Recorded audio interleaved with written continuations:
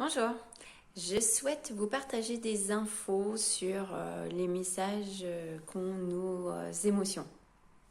C'est un sujet en fait qui engendre généralement des prises de conscience chez mes clients. Donc voilà, je voulais vous le partager si ça peut vous aider dans le quotidien. Une des bases à propos des émotions, à savoir, est que les émotions sont porteuses d'un message. C'est justement en fait notre intériorité qui passe par là pour nous délivrer un message. Passe par les émotions, par le corps, quelque chose qu'on contrôle moins. Donc du coup, pour être sûr qu'on ait le message.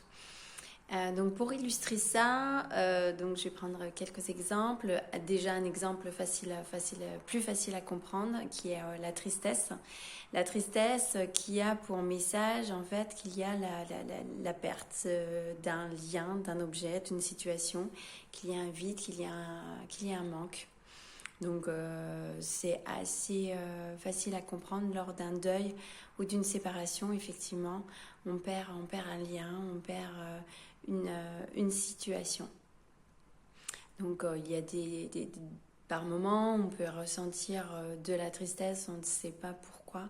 Donc là, l'objectif, en fait, c'est d'aller voir c'est quoi ce manque, c'est quoi ce vide, ça appelle à quoi.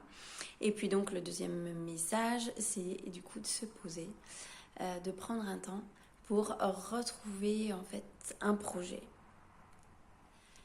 Un autre exemple, celui de la colère, qui pour certaines personnes, on essaie de l'étouffer, de ne pas la vivre, de ne pas la montrer.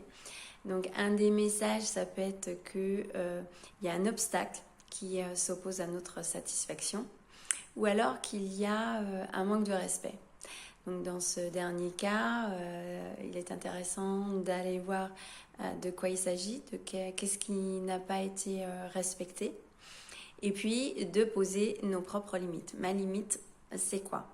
Et de faire en fait pour respecter cette limite, peut-être la communiquer, dire stop suffisamment avant pour ne pas que la colère arrive.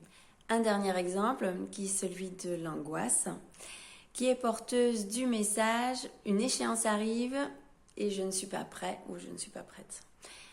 Donc là déjà allez voir c'est l'échéance de quoi, parce que des fois on met des choses un petit peu sur le côté. Et puis après de se poser la question, comment je saurais que je suis prêt ou que je suis prête. Donc là c'est de se donner un indice, un seuil, une situation à laquelle je considère que je serai prêt, et donc du coup quand j'y arrive, ça signifie que je suis prêt ou prête. Donc là ça permet de bien diminuer les angoisses. Donc pour conclure, n'hésitez pas à aller voir quelle est cette émotion, de pouvoir la décrire, savoir ce que c'est, le message qu'elle vous apporte.